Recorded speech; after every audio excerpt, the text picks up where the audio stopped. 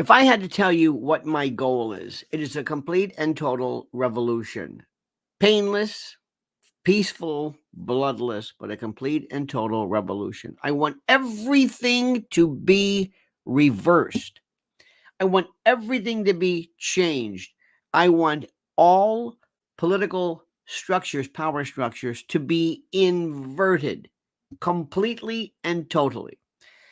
I want to be the entire, total, and absolute. Listen carefully. My dream.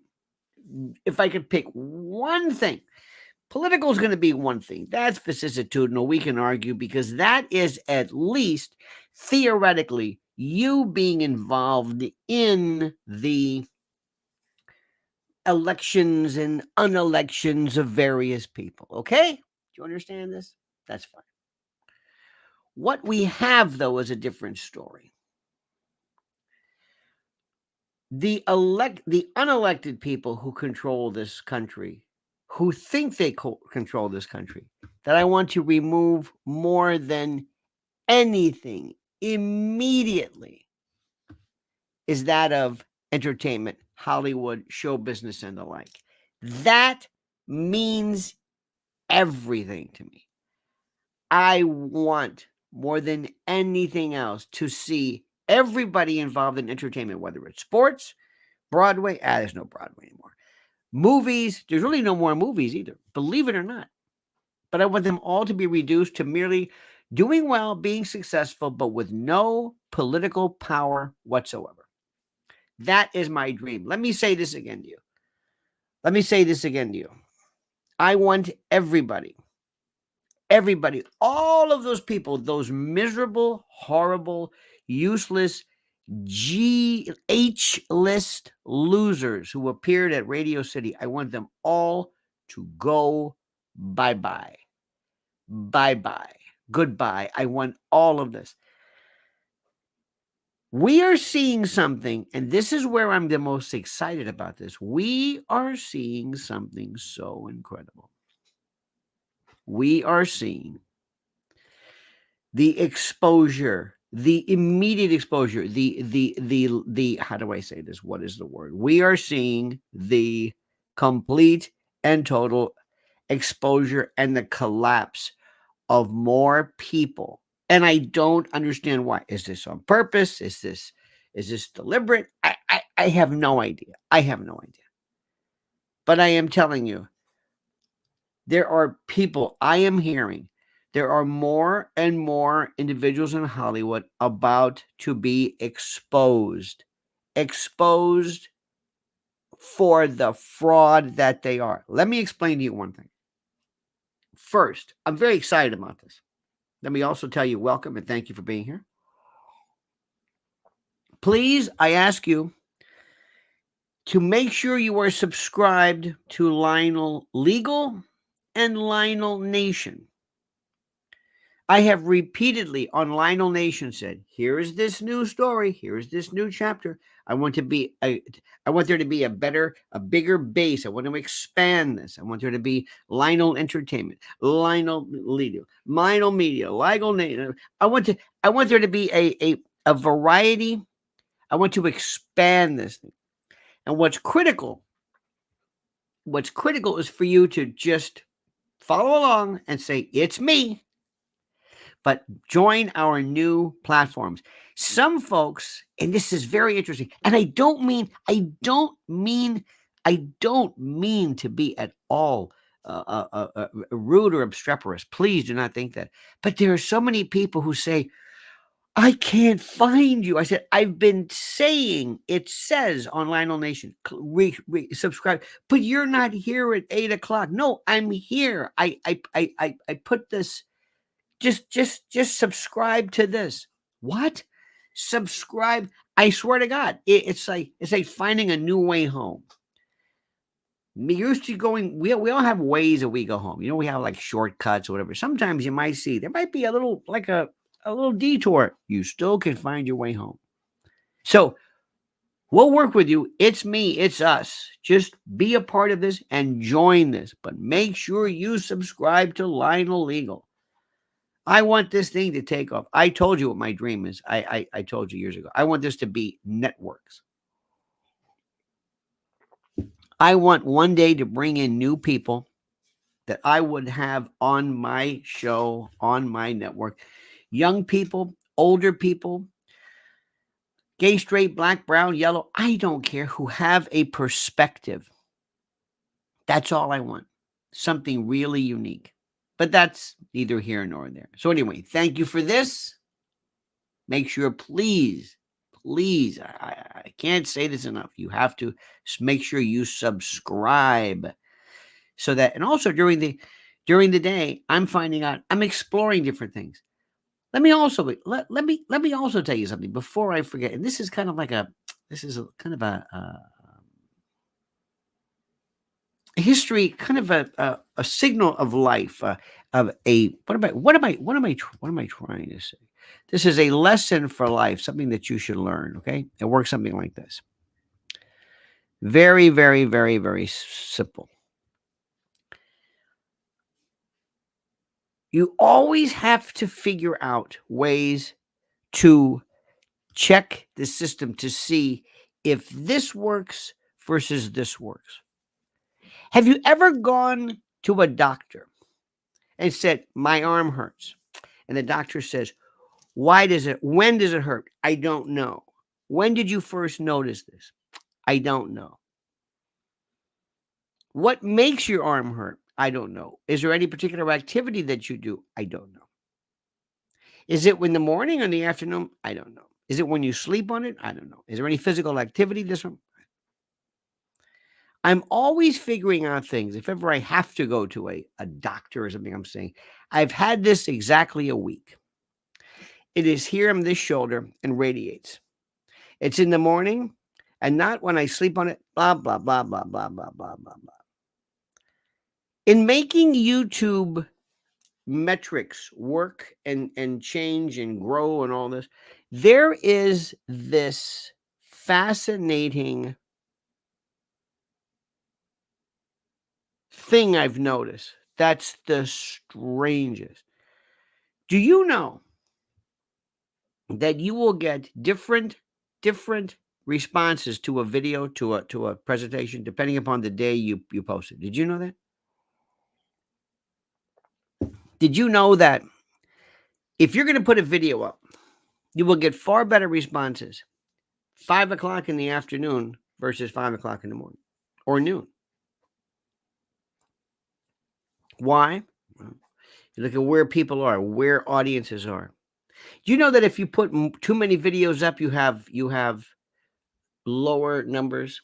Like, you don't want to put up enough. Sometimes, like some of the biggest, this is interesting, fascinating to me. Some of the biggest channels with biggest numbers they may put up one video maybe a day. Sometimes they put it once a week. I mean, it's the weirdest thing. And that's by observation. It's counterintuitive. I don't know why it is. It's just the way it is. Life is like that. There are certain things that are the way it is because that's the way it is. And I don't know why it's like that, but it is like that. And there are people right now who, for the longest time, believe that they are in charge of changing politics because their position in entertainment. If I really had my druthers, if I could really do something, which would be to you probably very cruel, my dream would be to completely, for 1 year, take everybody who is a star, either in music, um, motion pictures, if there is such a thing, TV, if there is such a thing, and for 1 year, have them all boycotted, to have them reduced to nothing, to be able to tell, pick your people, to be able to say, to see Barbara Streisand, George Clooney, Oprah, Tyler Perry, Steve Harvey, Ashton Kutcher. I don't even know what Ashton Kutcher. Oh, don't get me started with this one. Sean Penn. Uh, Alec Baldwin. Whoever you want. just eliminated in terms of not them, but no power whatsoever. What would they do? They'd have to get a job like the rest of us. And we are this close from this happening in so many respects. Something is happening right now. I'm hearing rumblings regarding the next shoe to drop. This was the strangest thing. Cat Williams started in January. I think it was Cat Williams.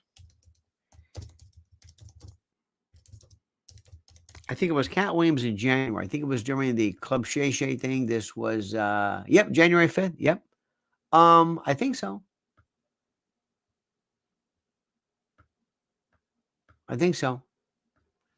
Cat Williams, Shay Shay. It's interesting how fast this thing works. Yep. This was 3 months ago. Yep. 64.3 million. 64.3 million. You hear what I'm saying? 64.3 million. This is still the most incredible thing anybody has ever even this was something, and I've talked to so many people who are supposedly are sort of involved in this, who, kind of sort of are conspiratorial. They didn't see anything. They didn't understand any of, I don't listen to that. There is something, I think I've told you this. There is something about certain factions, and many of them are involved in what I consider to be our group, who love to say, I don't read that, I don't watch that, I don't care about that. I don't watch CNN. I'm not on Twitter. I'm not on Facebook. They're proud to say I don't touch Facebook. I've never seen anything. I don't know anything about that. Oh, Dostoevsky, no, I don't read that. Shakespeare, no, I don't. Never read it. Never read the classics. Don't read the classics. Don't care. No, very, very proud of this. This is where the evidence comes from. During the 60s, when the CIA really was the CIA, they watched very carefully, especially during the time of Vietnam. What were those people saying? What were they saying? What was happening in the music world? And people talk about Tavistock. I think that term is being used too much. But there was a time when we had all of a sudden, interesting, the sons and daughters of military-industrial complex people, from Frank Zappa to George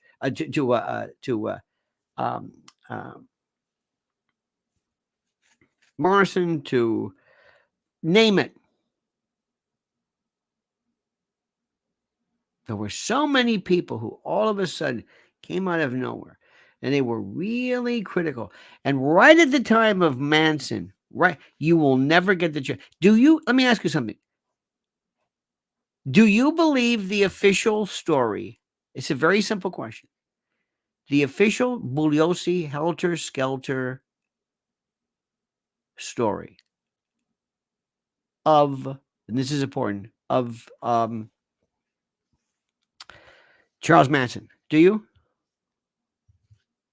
Do you believe this? Tex Watson. Remember that the Tate LaBianca murders. Remember Krenwinkel. All the girls. Charlie's Ranch. It was a Charlie's Ranch. The Spawn Ranch. Yeah. Do you believe this story? Do you believe the story that this guy on his own, in order to establish this race war, this helter-skelter, took his folks, took his people on their own, willy-nilly, out of nowhere, and put them out into the world? Do you believe this?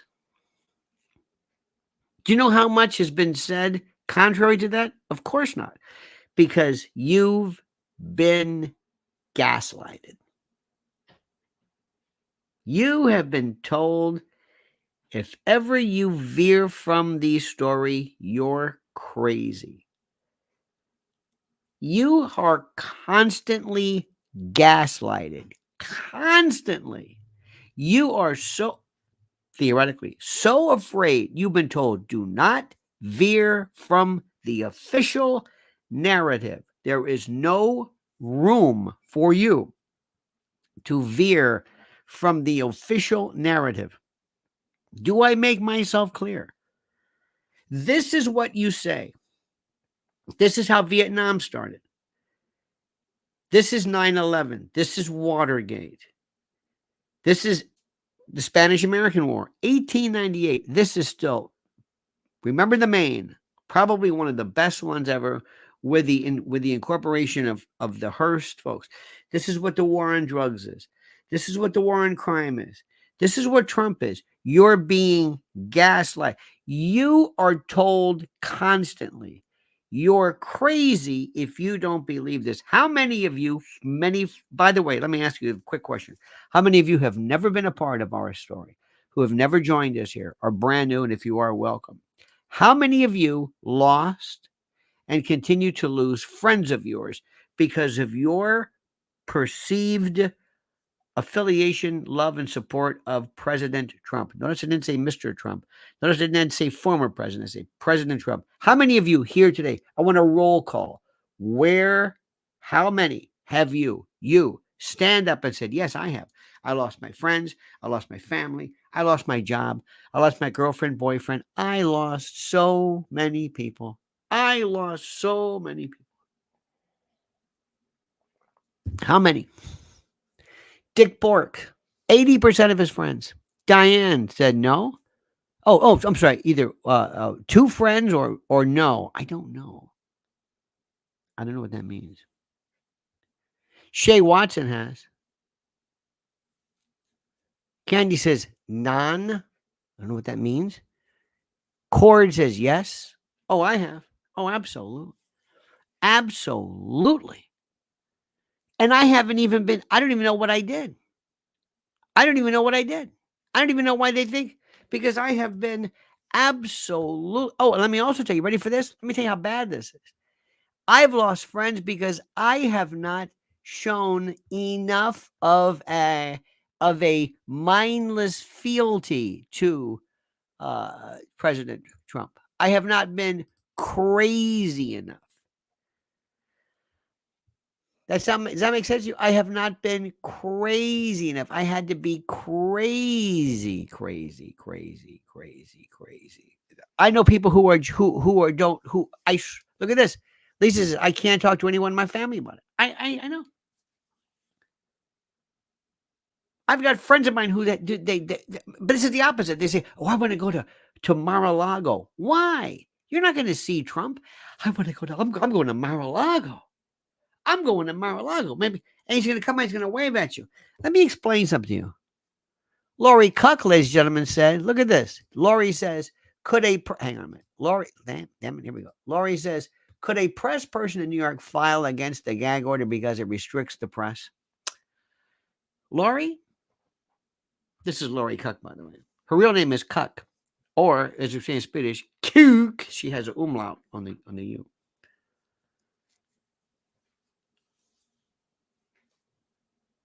The absolute chicken scheisse lunacy of Merchant and others filing a gag order is so petulant, so sad, so unbelievable. Trump is playing them. He's gaslighting them in reverse. Your question is, could somebody bring a First Amendment action against, listen, let me phrase it, against this judge of the court for denying them the ability to cover, or for their denying somebody else? Let me ask you a question. Lori, can I go and sue an insurance company or somebody who hurt you in an accident? Because let's say I work for a company. I work for a TV company. I'm a cameraman. I'm using terms that don't really apply anymore. You're our morning anchor. You're hurt in an accident. You're out. I'm put on hold, or my job's in limbo because they may fire me because they don't need me anymore because you're hurt. Can I sue The people that hit you, well, what I'm trying to show you, which is why we call this Lionel legal, and you asked a great question, is standing. Do you have standing before the court to say, I'm suing because I want to hear from him? And you are not allowing him. Well, who is he? Well, he's the defendant in this case. And I work for the news. And it's important for me. Well, I'm not saying he can't talk to you. He's on Truth Social. And now I've never heard anything like this in my life. Lori says, as I eructate, we got rights to our positions and they're gagging him. Absolutely. But do you have standing? How are you affected? He can bring it. He can do it. I will never understand this. Lori, let me go a step further here. And you bring up an excellent point. Nobody cares about what people say. I want to know, why is there not a standing? Why has there not been a gag order? Why have there not been sanctions against Fannie Willis, who went before a black church, an AME church, I believe, in Georgia, screaming against President Trump, screaming how this black woman is being mistreated because of her race and because of her pride. Nobody brought anything, nothing. Where was that gag order? And here's the thing. There are rules, there are ethical rules which prevent a prosecutor from basically speaking about a case because prosecutors are held to a much higher standard. So to answer your question, I don't believe I think it'd be difficult for the press to claim that they have some kind of a standing issue, that they have standing to how do I say this? That they have standing to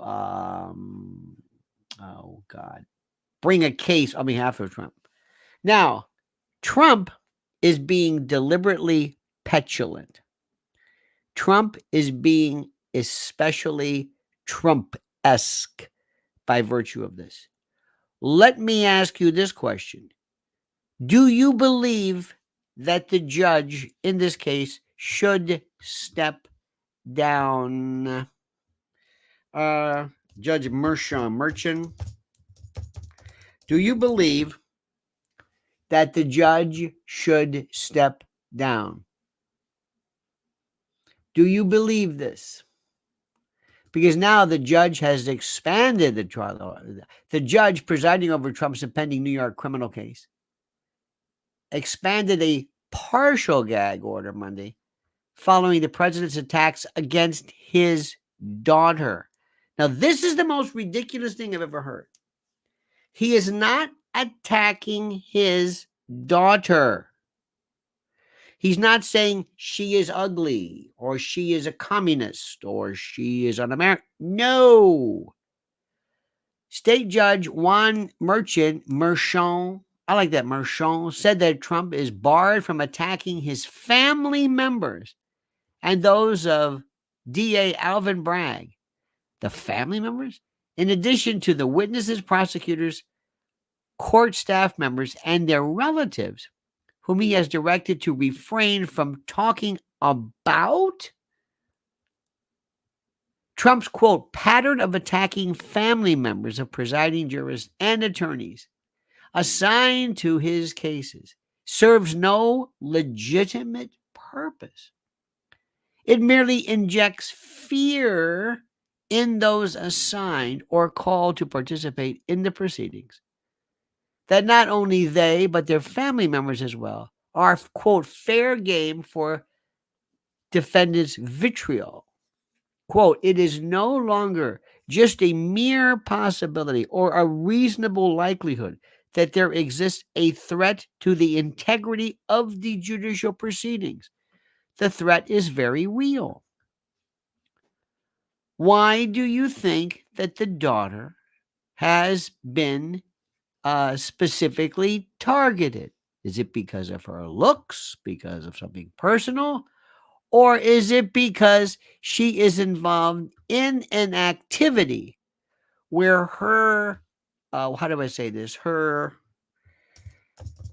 Merchant did her. I put activity. Remember, she is a part of this. Let me see this. She's a part of a lobbying group, in essence, of a lobbying group, and it's basically they're saying that she is, by virtue of her political activities, her political way of thinking, his daughter is a political hack. Yes, that may be, though that is not necessarily subject to protection. But let me explain something to you. And Laura, you bring up something you don't know how you're flat. You're so on the money. It's not even funny. Let me tell you what's happening here. Number one, remember when I told you before when we looked at the case of one of the things about Fannie Willis, and I still believe her case is not about disqualification or conflict of interest or anything like that. But by analogy, when you have a judge, and by the way, you've got to understand New York, and Andy McCarthy makes up a very good point about this. When you have a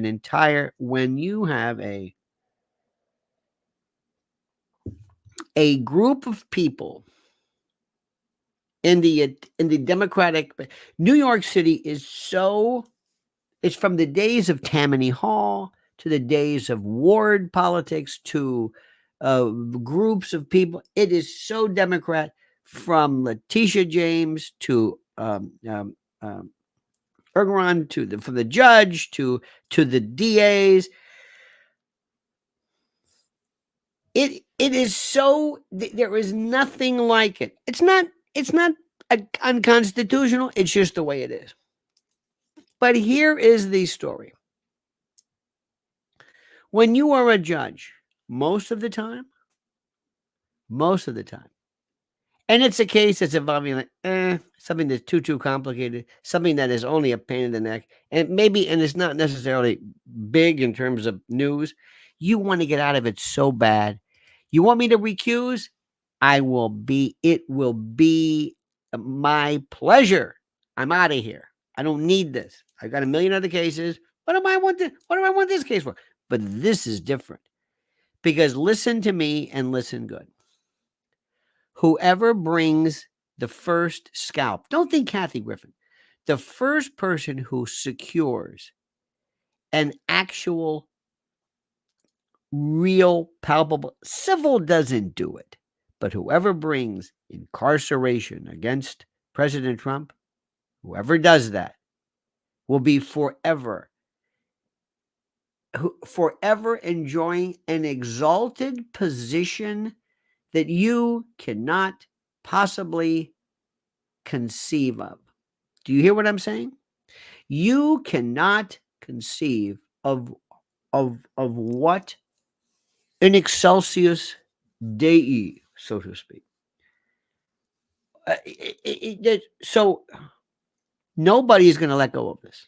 Number one. Number two, a judge, and this answers your question, should appear the mere appearance of impropriety.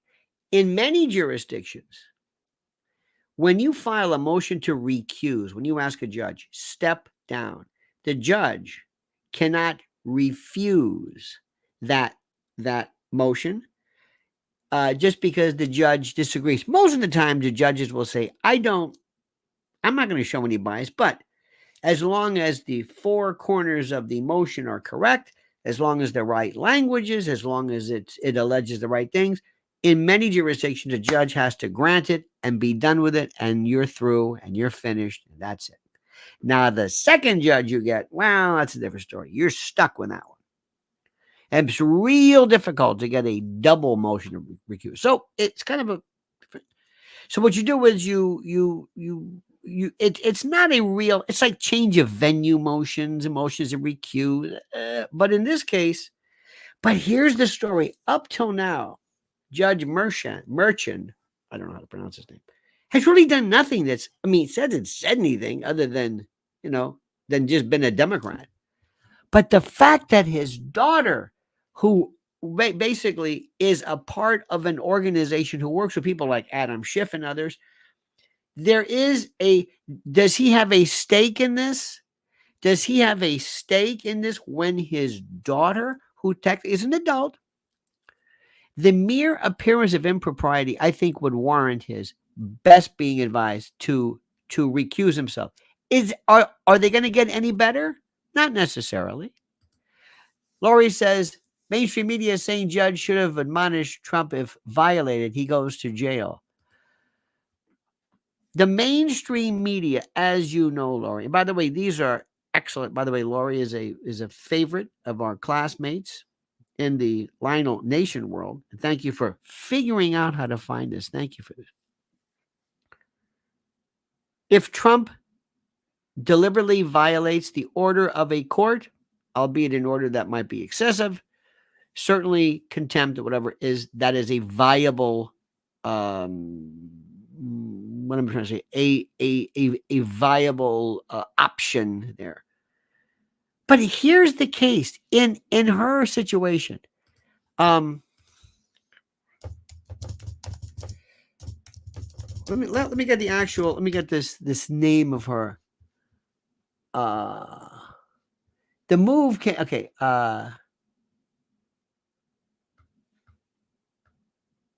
He mentions the judge's daughter, but he did not say anything mean about the judge's daughter. It was in order to, how do I say this? In order to point out the fact that she has been involved in an organization. Let me see if I can get this. She has been involved in kind of like I can't get, God, I hate this. You know how to get around, I hate to say this, firewalls and all this stuff. And I have to, every time I do this, I have to archive.is. Every time we do this, there's got to be, here we go. Okay. Suffice it to say, the answer is they've suggested that her daughter, that there's been these rude and terrible things against his daughter. No, it's been theoretically because his daughter is involved in, look at this. The judge, Trump suggested that Judge Merchan was kowtowing to his daughter's interest as a Democratic political consultant. Trump claimed the judge's daughter, Lauren Merchan, whose firm has worked on campaigns for President Joe Biden and other Democrats, had recently posted a photo on social media depicting her obvious goal of seeing him jailed. Judge Juan Merchan is totally compromised and should be removed from his Trump non-case immediately, Trump wrote.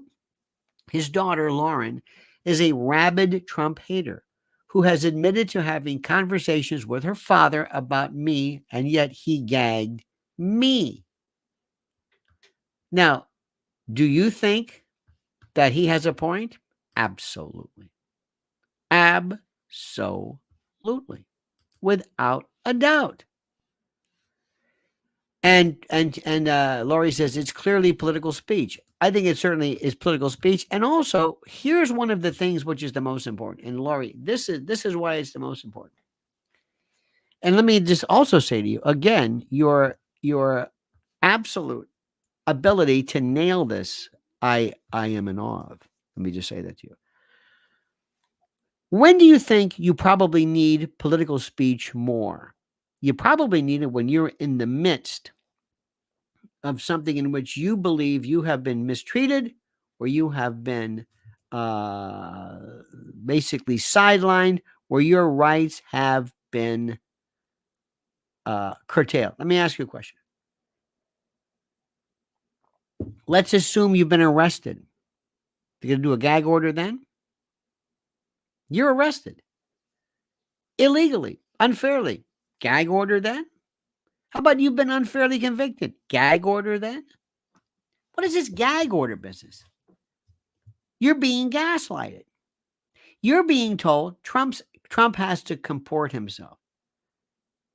One of the most important things in the world has been the merger, if you will, of media and the law. Period. It's the media. What do you think? Let me ask you this. What do you think brought down Nixon? Whether you like it or not, what do you think? Watergate. Theoretically, Watergate was an inside job. That was a palace coup. That was so, you do know that story, right? Talk about being gaslighted. Watergate was one of the best ever. That was a palace coup. Look at all the people involved. And I'm not saying, remember, nobody's suggesting that somebody is, quote, innocent, but look at all the people involved. Look at the people involved in this stuff. Look at the folks involved. Howard Hunt, Frank, what's his name? Frank, Sturgis and others. These are all intel operatives. Woodward, his Navy intel. It's the same thing. It's the same family. This was a soft coup. This was deliberately, they went after Nixon for a variety of reasons. And the one that really did it for him was when he decided he is not going to go along with Deep Throat and go instead with L. Patrick Gray. Lori Cook says, because his words are going to get someone hurt, he tells everybody stuff. Indeed. Raul says, Lori is the queen. No. She is the saint. She is the embodiment. She's getting it right. The thing is, this stinks. Remember one thing, Mark Felt, remember who this was. He was Deep Throat. They wanted him. They told him, he was in the offing. They told Nixon, we want one of you, ours in there. And he said, no.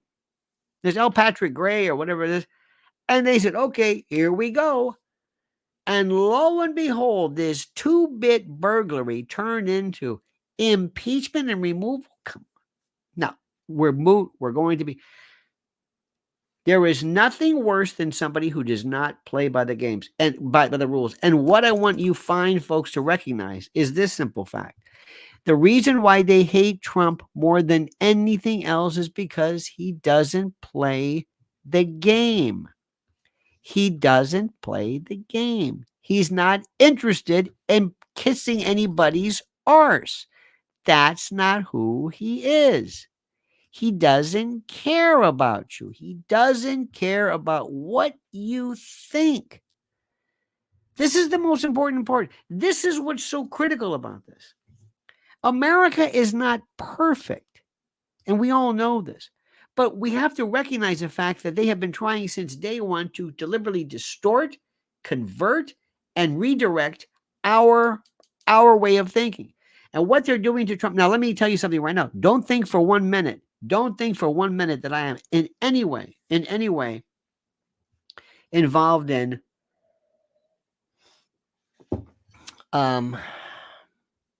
that I like the way Trump's doing this. He loves our country and people. Lori, you're killing me with this. You were spot on. Do you know that he does love this? He loves this. I'm going to tell you, I know what I'm talking about. I know the people around him. I know his friends. I know not all of them. I'm not, believe me. There is much that Trump is doing. He needs a different legal team. He is in the Merchant case. I don't know if, do you know if Alina Habba is a part of this? I don't want to sound like I am being particularly mean against Ms. Habba. I said the same thing about Tacopina before I don't know what that was about. Joe Tacopina was anybody who wants to be the star I run from. That's not what lawyers do. I don't want lawyers who want to be a star. And how Trump does not recognize this. When your lawyer is posting pictures in Daily Mail and on your Instagram, look at me. Look how much money I've got. I'm going to St. Bart's. Is it? No.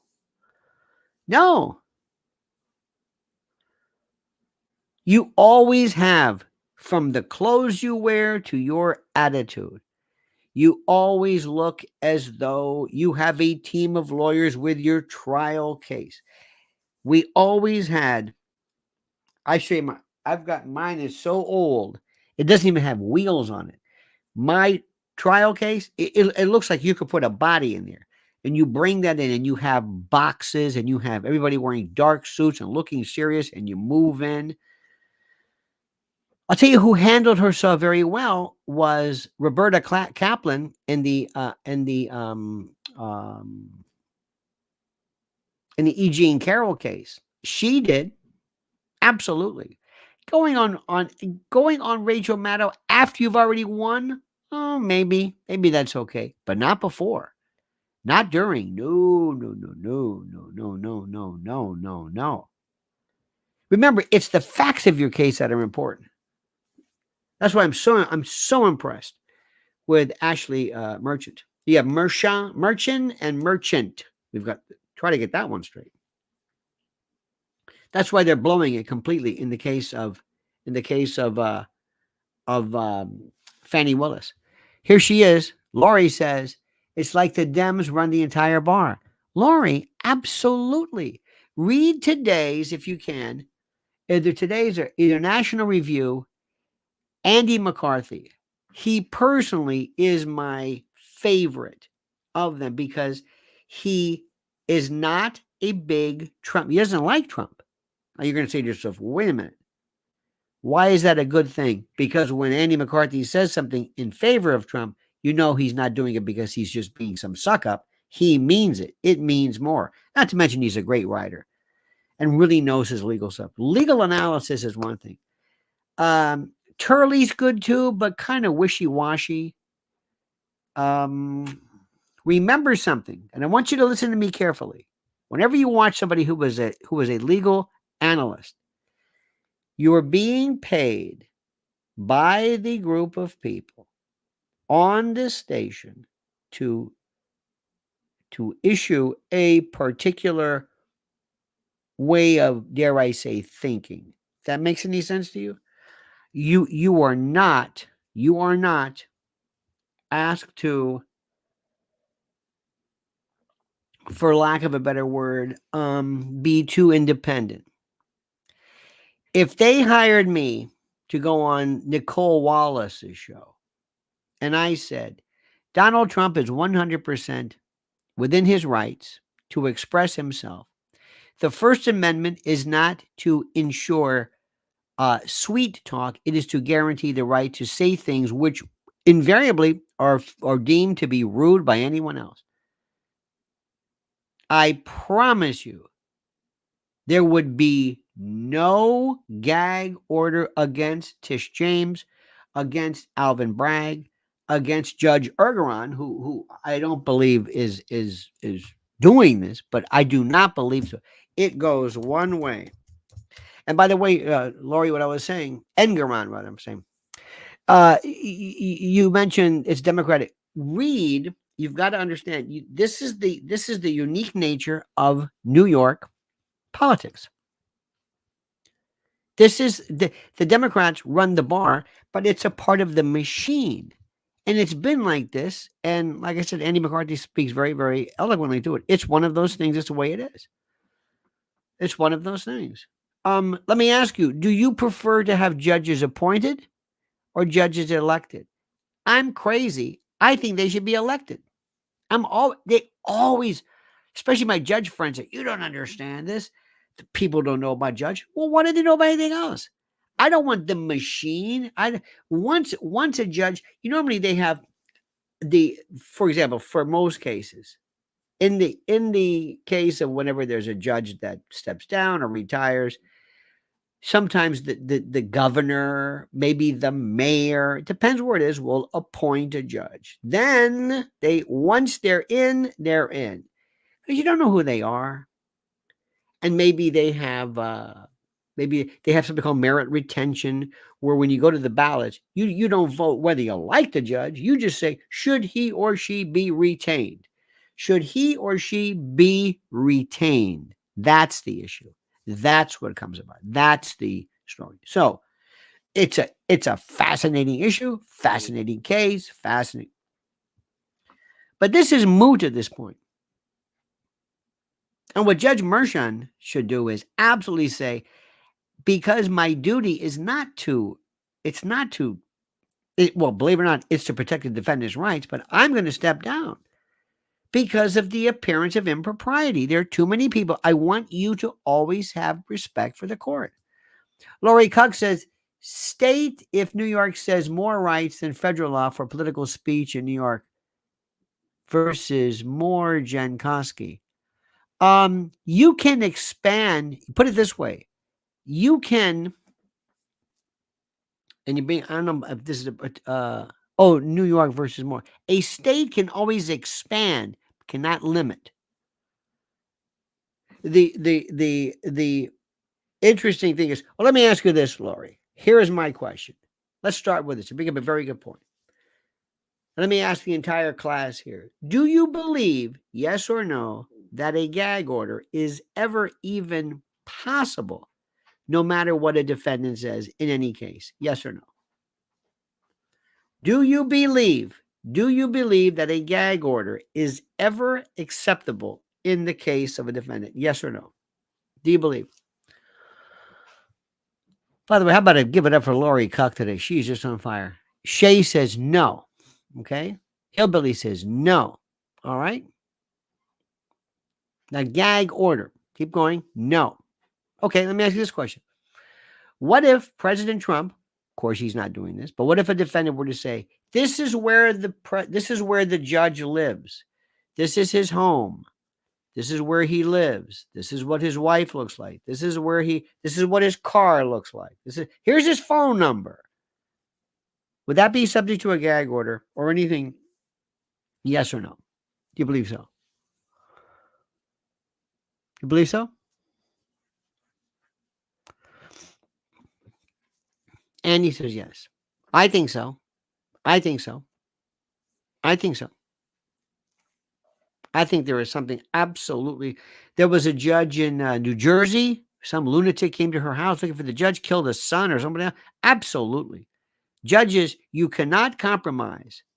You cannot compromise the safety of a judge.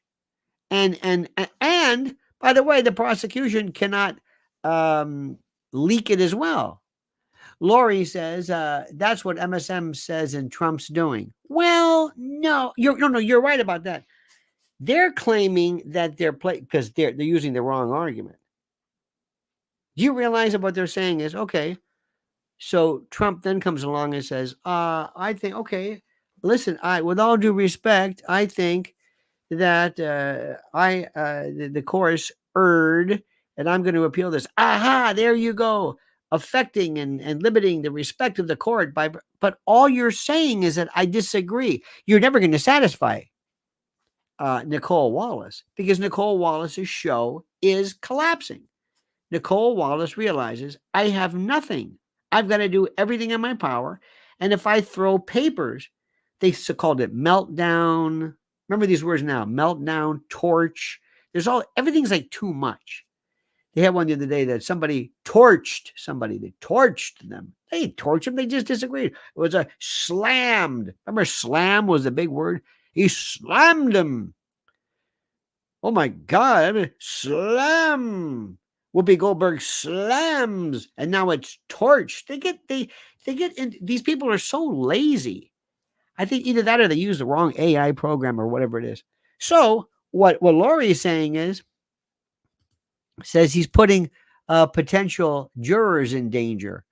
That's so to speak. Sean Martin says a judge was murdered in his driveway here last year by a defendant in a divorce proceeding in Maryland. Let me tell you something. I recognize these are very, very serious facts. But here is the question. There is a balance. There is a balance. Let me ask you, Lori and Sean and everyone. Let's assume the following. A black defendant is on trial. The judge is a woman. Okay, let's assume. And the judge's husband is a grand wizard of the Klan. Now, is there anything against being a member of the Klan? No. This may surprise you. There is no such thing. Do you think a black defendant who says, I want this judge to step down because the judge's husband, in this hypothetical, is a grand wizard of the Klan and I'm a black defendant? You don't think that's relevant? Yeah, but that could threaten the judge. Excuse me. My life is on the line. Lori says, they let them punk our Supremes. Absolutely. You remember when they said, Lori, you and I must be on some kind of a weird telepathic wavelength here, because I was saying the same thing. Do you remember when all of a sudden the other day, lo and behold, when they had Judge Kavanaugh, when they were at his home and they showed, and the media showed the protest in front. Oh, that's where he lives. And the neighbors said, thanks a lot. They're going to confuse my home with his home. Did the marshals ever do anything about that? No.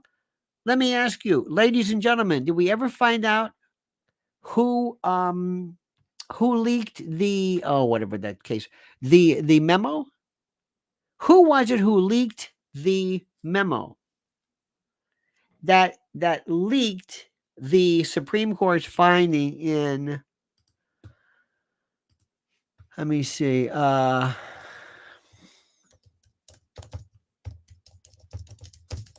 by the way, I'm always doing this one.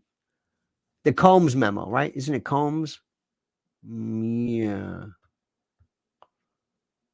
I think this is the Combs. Is it Combs?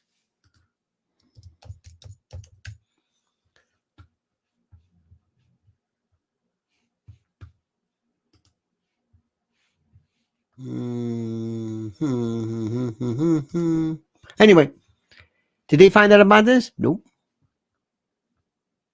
Did they find out about it? Nope. Did they find out about it? Nope. Dobbs, Combs. Look at Alan. Did they care about that? No. Nobody brought anything up. Nobody.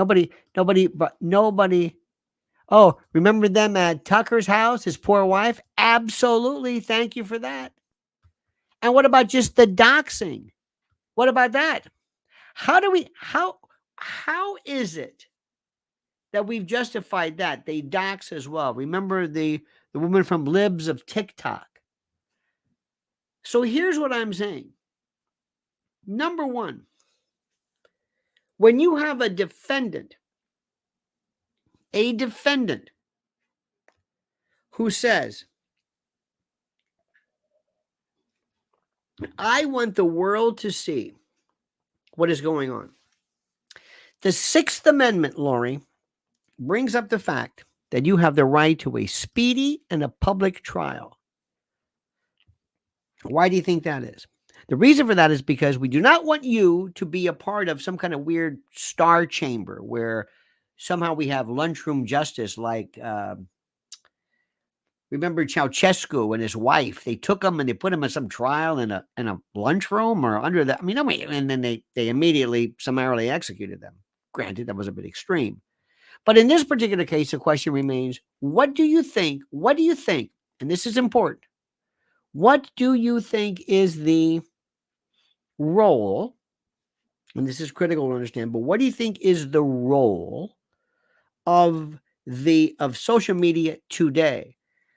A speedy and a public trial means that we never want to keep people out of the courtroom. They've also argued that when they said that there should be cameras in the courtroom. I'm very antagonistic about that. I really don't know. I don't know about that. But there has to be a time, dear friends, where we say, I'm sorry, this man is on trial for his life.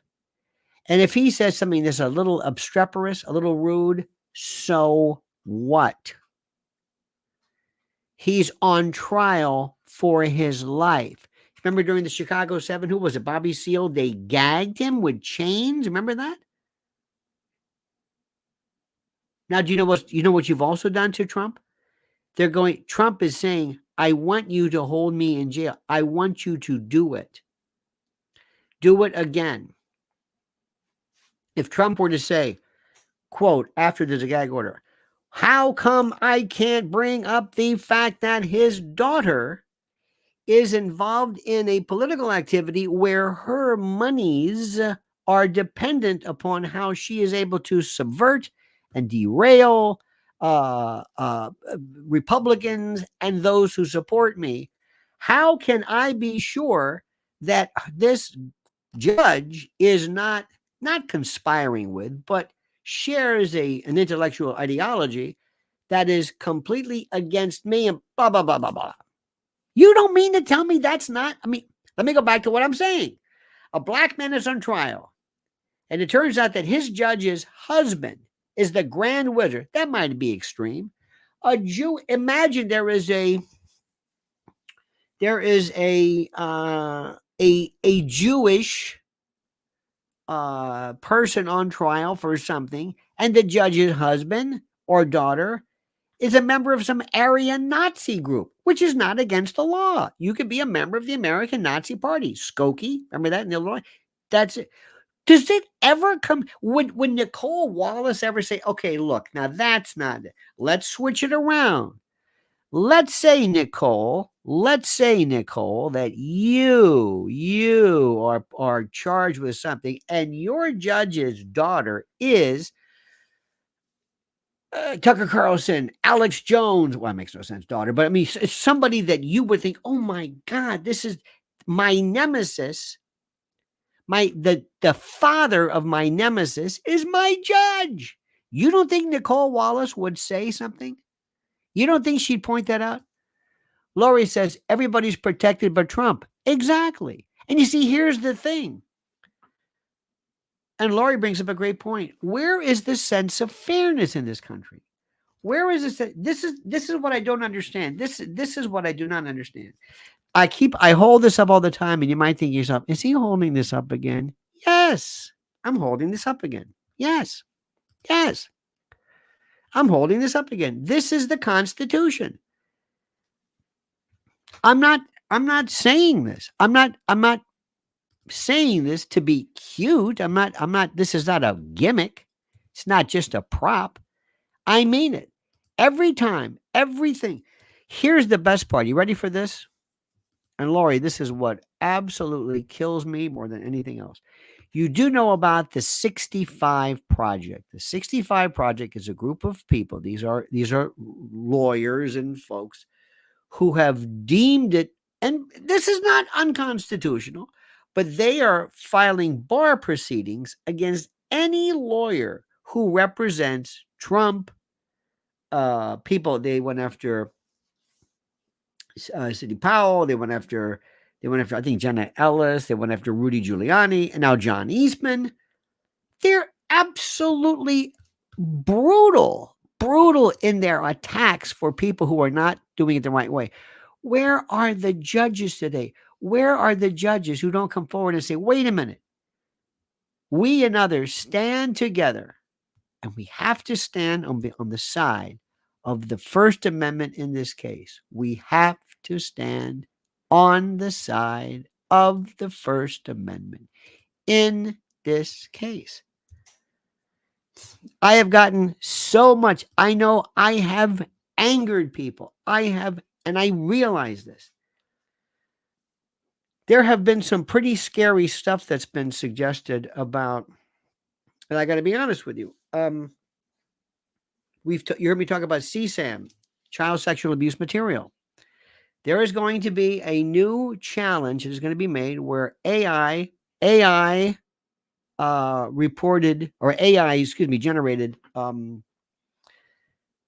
CSAM is going to be put out there, and they're going to ask you whether you would concur with their banning this, prohibiting this, prosecuting people who did this, to prosecute people who put out information and pictures that looked like, appeared to be, looked real close to Real, horrible, disgusting. And people have said, but that's disgusting. I said, you can't have a law that prohibits disgusting idea. What's disgusting? This is not real. Let me ask you a question. This is a real tough one. Because remember, my goal is the First Amendment, not to get the bad guy, which is always good, but the First Amendment, constitutional rights, always prevail. Always. Always. You got what I'm saying? Always. This is an aside. What happens if somebody puts out a deep fake of your daughter, takes a picture of your daughter, runs it through some AI, AGI, whatever, some wild thing, and lo and behold, there is a picture of your daughter in a deep fake, and it is so realistic, you cannot believe it. You can't believe this is computer generated, and it's your daughter doing something horrible with an aardvark or whatever it is. Now, what do you do with that? I think you can find somebody guilty. I think you can sue them under libel, because what you're doing is you're creating something that is false, but you can't charge them. You can't say that this is what we used to call pornography, because it's not real. Lori Cook says, make a toaster look like a toddler, and so what? You know what? I think what you're saying is you agree with me. What if I were to say, you see this? This is part of my Trump memorabilia. Do you see this one? This used to be, I got this from, you have no idea. Mrs. L and I, when we went to Washington during the Trump time, we used to go by, remember that, honey? We would go by by the way, make sure you follow her at, yes. And by the way, let me just say something right now. I want you, in addition, you gotta subscribe to her at Lynn's Warriors. You cannot believe what's going on. You will not believe what's going on. And you want to talk about who knows what's going on, the real dirt in Hollywood? She does. Believe me. So follow her at, go, make sure you sign up for her on YouTube at Lynn's Warriors. All right, because she's the vanguard, tip of the spear, my friends. But anyway, we would go to right there across from Treasury, right there, and it was the White House gift shop. And so help me God, it was packed. Last time we were there, it was like nothing. There's just nothing. There were people buying everything you can imagine. I've got socks. I've got my pen. I've got my pen here. I've got my, you can't see this. I've got my Trump 2020 mug. I've got everything. I got all kinds of stuff. I got name it. Because it's almost like this is history. And it was packed. And here in New York, Trump Tower, Fifth Avenue, packed. People come by, take pictures. They love this guy. I'm sorry. I know this is against the narrative. They love this guy. And one of the reasons why they love him is because he's been able to break the rules. And this is one of the things that in as much as there were some things that he does that I would not do, I'm sorry. It's the way it is. And here's the best part too. Listen to this. Lori says, remember how much better it was? You're making me cry. Lori, do you remember right after this nonsense, this, I don't know what you want to call it. It was after George Floyd, Black Lives Matter. They painted Black Lives Matter on the street right in front of Trump Tower. Remember how nuts this was? Do you remember? You're gonna be one day, Gloria. You're a young person, obviously, but somebody's gonna say to you, Grandpa, what is it? Tell me about what it was like when Trump was in there. Well, Junior, Heathrow. That's a takeoff of Jethro. Heathrow and the airport. It happened in June, I think it was of 2015. Trump came down the And you can go to Trump Tower and you can walk in and see, there it is. There's that famous escalator where Trump came down. And you can have a nice little lunch right there. And they have right around the corner, there's a gift shop where they still have all kinds of stuff. It was like the old me almost wanted to buy stuff, but I got too much stuff here. But anyway, it went crazy. And I want to tell you something right now. I'm going to give you a theory about something, which is the most important in the world. And Mrs. L advanced this. And the first time I thought about it, I didn't really get it. And then I thought about it and said, she's absolutely right. Listen to this. Question number 1. Look at this. Lori says, you're on fire, Missy. Says, talk about Nancy getting turned back at the airport. Nancy getting turned back at the airport. What was that? Does that make sense to you? Nancy Pelosi turned back at the airport? I don't know what that one means. I'm sorry. By the way, Sean said we need more likes. You need thank you. I hate when people do that. I hate that when people do this, but likes and subscriptions are the lifeblood of what this is. Just want to let you know, if you could like it, we appreciate it immensely. A while back. Oh, he cut funding for her trip. Yes. Yes. It wasn't, she was not let on the plane. Remember that? She had to cancel her flight. No, remember, if I recall correctly, she was going to go on some kind of military deal. And hang on. Trump cancels. This is why I love.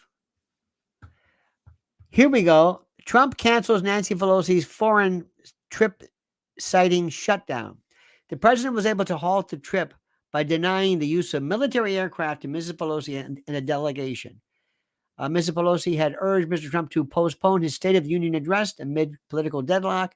Mr. Trump's move came on the 27th day. Trump takes a swipe at Pelosi by postponing her trip abroad. This was beautiful. This was in January of 2019. President Trump, this is according to CBS.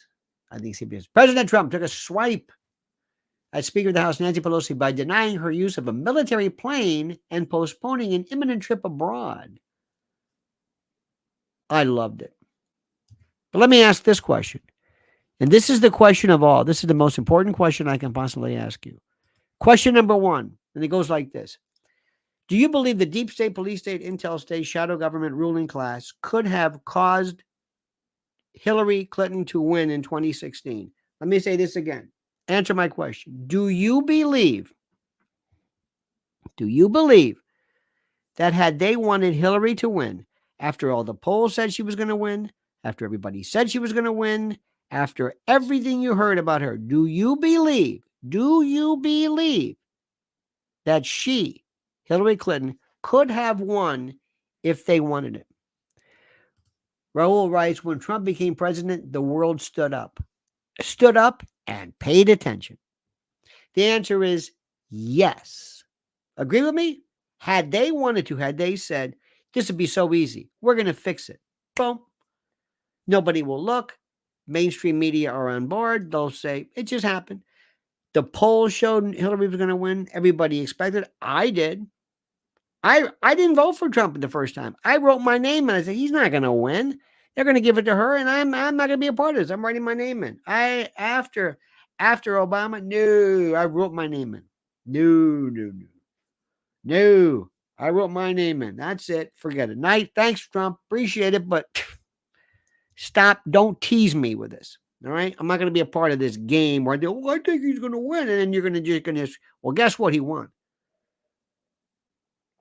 Do you think they could have made her win? Yes. Now, that's not to say he didn't win fair and square. It's not what I'm saying. But do you think they could? Yes, but they didn't. Why? Because they could cause more havoc and wreak more havoc with him, 4 years of him, than with her. I love this one.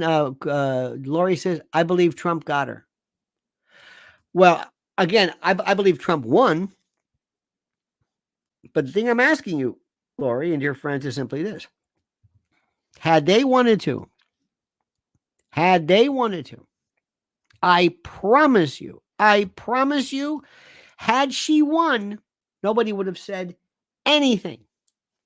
Now, do you think we would be in the same position now that we would be in had it been Hillary Clinton versus Trump?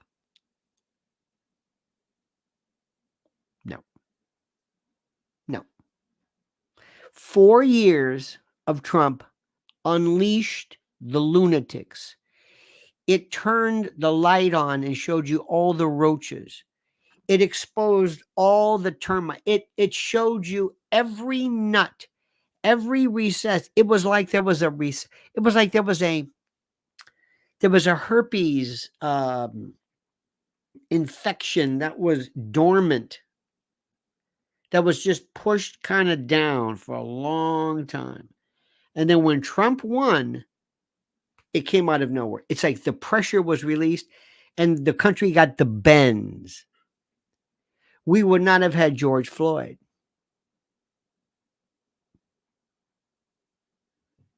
What? We would not have had George Floyd. You mean he wouldn't have been dead? I didn't say that. It might have happened. But you would not have had Black Lives Matter with Hillary Clinton. Never. Lori says, Trump showed us what was going on, like Marvin Gaye. Absolutely. Trump also created, what he did was he created, Lori, something which was so interesting. He reinvigorated this notion of this common sense approach to stuff.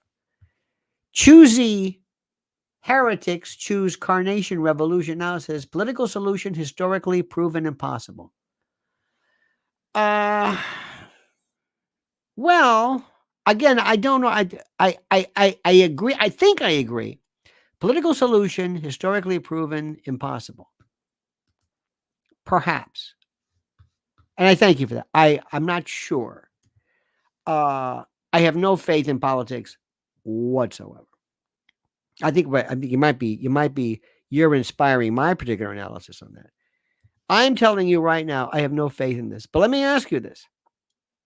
Had Hillary Clinton been president, George Floyd, terrible, with Officer Chauvin, dead, okay?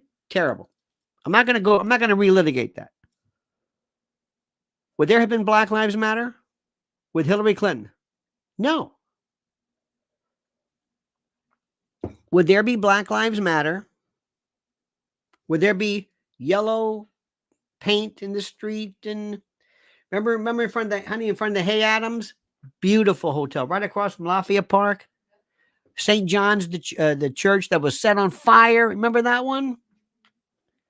Black Lives Matter. Would that have happened with Hillary Clinton? Nope.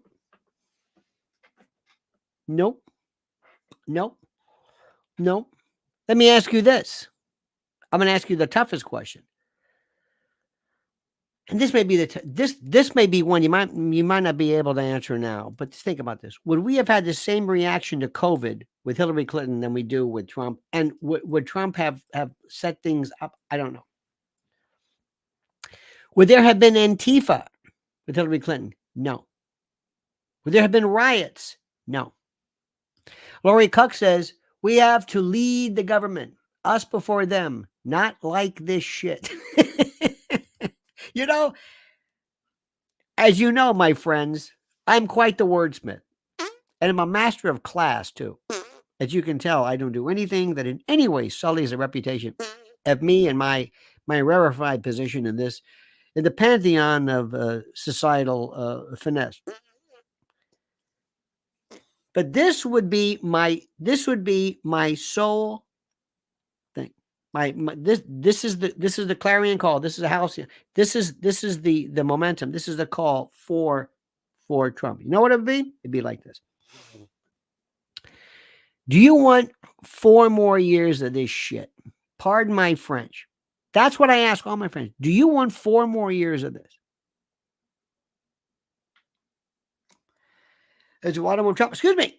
I didn't say that. Do you want 4 more years? You want to take 4 years, the Biden administration, which, by the way, there's no way he's going to run. There's no way. He can't do it. He can't do it. Okay? And it's not because of his age. I told you we have a friend this week who turns 103 tomorrow, and he is you can't believe it. Um, Alan Dershowitz is 85. He's older than it's not the age. It's this. Listen, there are people. I've got some people who I don't think are very smart, and they're very young. It's nothing to do with their age. In any event, do you want 4 more years of this? No. We would not be in. Do you believe? I sound like Cher. Do you believe that Hillary Clinton, had she won, do you believe, this is important, if she won in 2016, that we would have Leah Thomas, we would have trans rights on Easter, trans, whatever? Do you believe we would have, do you believe under Hillary Clinton, we would have the Rachel, what's her name, Levine? Remember the woman who, the trans, whatever. Do you believe that? No.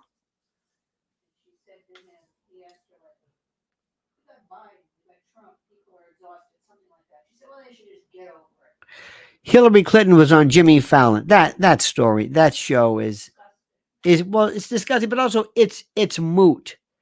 Do you believe we would have anything like we have now of Hillary Clinton? Do you think for a moment Hillary Clinton is a liberal? No. Is she whatever? No. She's an opportunist. She goes with the wind. She is an apparatchik. Laurie says we're being punished for Trump. Laurie, we're also being punished for something which is going to result. And by the way, I want to thank you for your incredible brilliance and kindness this morning and your generosity. That goes for everyone. Because I don't think we ever say thank you enough. I don't say it enough. And I want to make sure it's my New Year's resolution, even though I'm in my 4th month of the year. It's a revolution that happened. Do you know, have you ever had the opportunity? Maybe you haven't, but have you ever had the opportunity, as we have, to talk to somebody from another country? To talk to somebody from like Russia or Eastern Europe, somebody who has seen the world and seen totalitarianism. Do you know how much they love Trump? Do you know how much they love Trump? I want you to think right hard. I want you to think, and we'll do this again. Can you think of one thing, one thing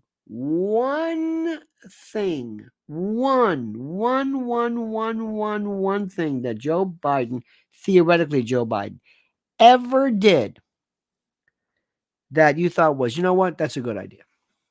Anything? Anything? Anything? Did anything? Has he ever done?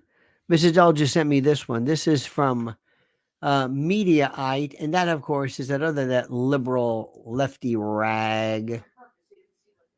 Oh, I know. This is a rag. I love saying that. This is a rag. Hang on a minute. Let me get this right now. Here we go. Read this one. This is from Mediaite, that rag. It says here, Hillary Clinton. I love this. This is Dan Abrams, by the way. This is his thing. Hillary Clinton, former Secretary of State, former U.S. Senator from New York, former First Lady, and former presidential candidate, appeared on The Tonight Show with Jimmy Fallon on Monday to promote her new role, Broadway producer. She is just shameless. But naturally, she was asked about the 2024 election. After host Jimmy Fallon brought up the subject of the upcoming presidential election, Clinton groaned, expressing her deep desire to continue talking about the Easter Bunny instead. But Clinton really didn't have an excuse because she was there to promote the Broadway musical Suffs, which was about the suffragettes, which is a musical about the importance of voting. Gotcha, Hillary. She's not behind that, is she really? Or she? Yeah. They said, this is Jimmy Fallon, quote, I mean, it's Biden versus Trump. We know that. Yes, it is. It is. This is Clinton. What do you say to voters who are upset that those are the two choices? Clinton, get over yourself. Those are the two choices. Fallon, yeah, I love that.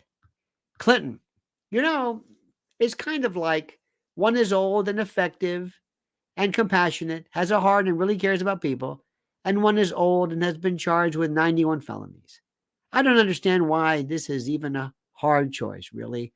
I don't understand it. But we have to go through the election, and hopefully people will realize what's at stake because it's an existential question. What kind of country we're going to have? My point exactly, Hillary. What kind of democracy we're going to have? Ditto on that. And people who blow that off are not paying attention because it's not like Trump. His enablers, his empowerers, his allies are not telling us what they want to do. I mean, they're pretty clear about what kind of country they want. Fallon, get out there and vote. Clinton, get out there. This is what this is really about. Get out there and vote. Let me tell you what I would love to do. This is what I would love to do. This is the part which I would love to do. And this is the part. Oh, by the way, our good friend Sean Martin says they are stuck with Biden Harris or Harris. And Bermudans think U.S. has gone nuts. They are for Trump. Oh, absolutely. You do know, and we have a difficult thing. Well, let me go back a little bit. First and foremost, number one, this is important. This is critical. Number one, I would love very much if I could somehow ask Hillary Clinton to be with Hillary Clinton and to ask if I could enable Jimmy Fallon, if I could somehow take over his brain and speak kind of through him. I want to say, Jimmy, let me Hillary, Mrs. Clinton, let me ask you a question. Have you ever insulted somebody by making it a compliment? Mrs. Clinton, I've got to tell you something. You have been an inspiration to me. And I want you to know this. Now, remember, I'm Jimmy. I'm embodying, I am inhabiting the mind and the soul of Jimmy Fallon, who's asking this question. Mrs. Clinton, you have been an inspiration for me. And the reason is this. You can always tell a person's mettle. You can always tell a person's character, not when they're winning, but when they're losing.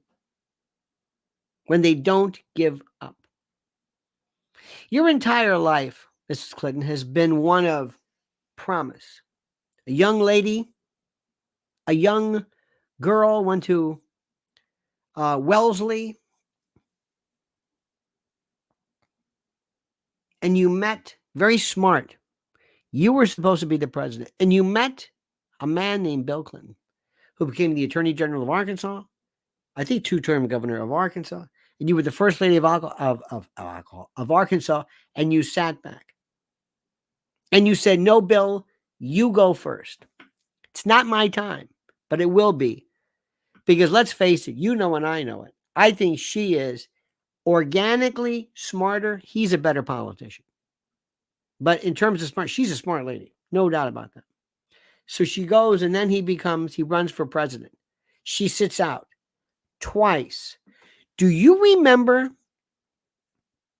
Travelgate?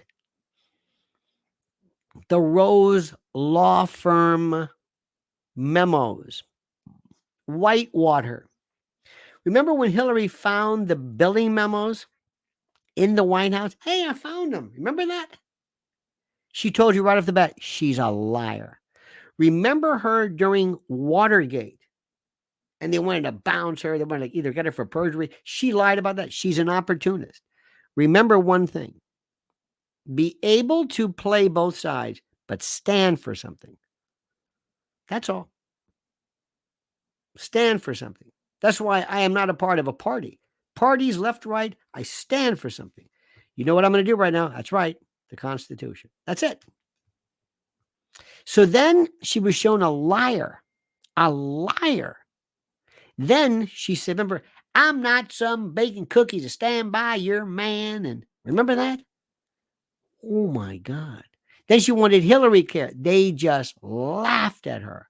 Laughed. But you kept going, Mrs. Clinton. You kept going. And then humiliated Monica Lewinsky, your husband, stood before the country and said, I never had sex with that woman, Ms. Lewinsky. Shook that crooked finger. Remember that one? Shook that crooked finger. And you humiliated. And I saw you walking across the lawn to go to the helicopter, to go to wherever you were, with that dog of yours. You always have some dog. Please, no jokes. I know what you're going to say. A real dog. All right. And you just took off. Well, anyway, that was over. And it was time to run again. They said, no, not now, Hillary. Barack Obama. What? Barack Obama. 2 times. 2 times, Hillary. 2. You sat out. Guess where that came from? Remember the Obama, the birther business? Where'd that come from? Mark Penn. It was Hillary. Mark Penn. And Obama and Michelle hated her. Hated her. She did this. Mark Penn. Read the memo. Think I'm kidding? Go back. Mark Penn. Mark Penn birther. How a 2007 Clinton campaign memo foreshadowed the... Just read it. And Politico is starting so hard. They're trying so hard. Oh, no, they got fact checkers. Oh, yeah, they did.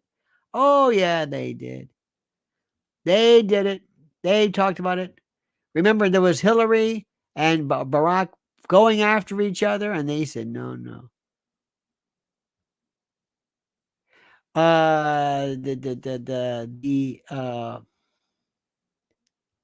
They said, remember, it was a lack of American roots. They wanted him to talk about American virtues. They knew this. She did this. And he never forgot. And they never forgot her. And Michelle didn't either. They couldn't stand her. So what did she do? Well, first of all, she wanted to run for mayor. It was Nita Lowey, right? Nita Lowey was the woman who was going to I was going to run for senator. They were, not now. They pushed her out of the way. And they pulled her in, the carpetbagger. She's going to run for became New York senator. Same way Bobby Kennedy did. I think it was Jim Buckley was... No, I think, did Jim Buckley do it too? Anyway, this is William F. Buckley's brother. Anyway. Pushed her out of the way. She becomes U.S. senator. Then they forced her into this nonsense where she was a senator, and then she was Secretary of State. Bill Clinton, in one of his books or something, said how she fell. Remember, she had all these neurological problems. Remember that? She had the Fresnel lenses. Remember diplopia? What difference does it make? Benghazi. She has been... Everything she touches turns to shite. Everything. And we know it. And Trump came along. And they laughed at him. Trump wiped out the entire retinue of Republican stalwarts. He wiped them out. And he did something nobody ever thought. He did it his own. He never ran for office. Think about all the people. Cruz and this and Marco Rubio and Romney. I mean, everybody wiped them out. The best of the best. Jeb Bush. God almighty. This is Prescott Bush's grandson. Prescott Bush, World War II, Skull and Bones, American royalty. Dear God, it was just... And Trump did it. And they laughed at him. And Ann Coulter was on that stupid show with Bill Maher, and I think they had something going. I think it was the weirdest thing. Ann Coulter, that's a complicated person. And they asked her, who do you think is going to win? She said, Donald Trump. You know when we knew it? We knew they were going to win. I'll tell you why. We lived right down the street right there is the Javits Center. Keep going all the way down 42nd Street. Keep going down 11th Avenue. Go all the way down. And there it is. Javits Center. Ta-da! And the Javits Center was going to have a clear. Remember that there is a clear. They wanted it there because there's a glass supposed roof or ceiling where they're going to destroy the glass ceiling. Remember that? And they hired the Grucci brothers, the Grucci family. The Gruccis are these are the most famous fireworks family in the world. The Gruccis, and they canceled. And we thought, what? They knew. And they sent out John Podesta. John Podesta's got those, he's got those fingers. Sometimes it's a thing like that. He's got, remember when he's not writing on his palm, but he wrote, and he came on, he said, everybody go home. She didn't even remember that. I thought this, I'm telling you, like it was yesterday. We're sitting there. I'm watching this. I'm with Mrs. L. We're in our marital bed. We're watching this. I'm thinking, this isn't happening. This isn't happening. And it was Wolf Blitzer and Wisconsin. It's official for Donald Trump. Oh my God. No. It's Donald Trump. What? And she was nowhere to be found. This sniveling, you think you act. I don't care. Remember the old expression, be sincere, whether you mean it or not. You walk out to the world and you say, I am here to say, God bless America. And I wish nothing, even though I don't believe any of this. The people have spoken. Yeah, we'll see about that. God bless America. And thank you all, one and all, for you who had faith in me. My seeing the disappointment in your faith. But remember, this is behind us. America lives on. America endures. Blah, blah, blah, blah, blah. That's what we do. It was like nothing I ever even saw. Oh, good times. And then the shite hit the fan and we haven't been the same. And they said, here we go. Let's roll out everything. They impeached him twice. They were going to get him with the emoluments clause. They were going to, I mean, it was like nothing I've ever seen in my life. All right, dear friends. An hour and 32 minutes this morning with you. It seemed like I just started. Thank you. You have no idea how much I love this. I just looked at an hour and 30. Oh my God. By the way, can I ask you a question? Do you think that, I'm just saying, I'm not saying this is the greatest thing in the world, but do you think that Nicole Wallace could speak to you for an hour and a half? No prompter, no guest other than you. No interruptions. An hour and a half. An hour and 33 minutes. I don't think so. You know what the difference is? Not because I'm talented, but because I believe what I'm saying. And when you believe what you're saying, there's no end to it. It's like there's no end to it. So thank you. Thursday night, I'm going to be at this is important. Where is it right now? Hang on, dear friends. Oh, here we go. If you're in Manhattan, I'm going to be with Mrs. L at the Metropolitan Republican Club on East 83rd Street. This is a beautiful, historic townhouse constructed built during the Teddy Roosevelt era. The Manhattan Republican Club, an evening, a sit-down, a fireside chat with me, Mrs. L, and Dick Morris. I'm going to put up the link right here on our show. Here is the link, my friends. And there you have it. So let me thank you for that. Let me go back to what I was doing here. Yes, here we go. So Lori Cuck, I don't even know what to say. You were superb. I thank you. Sean Martin or Martin.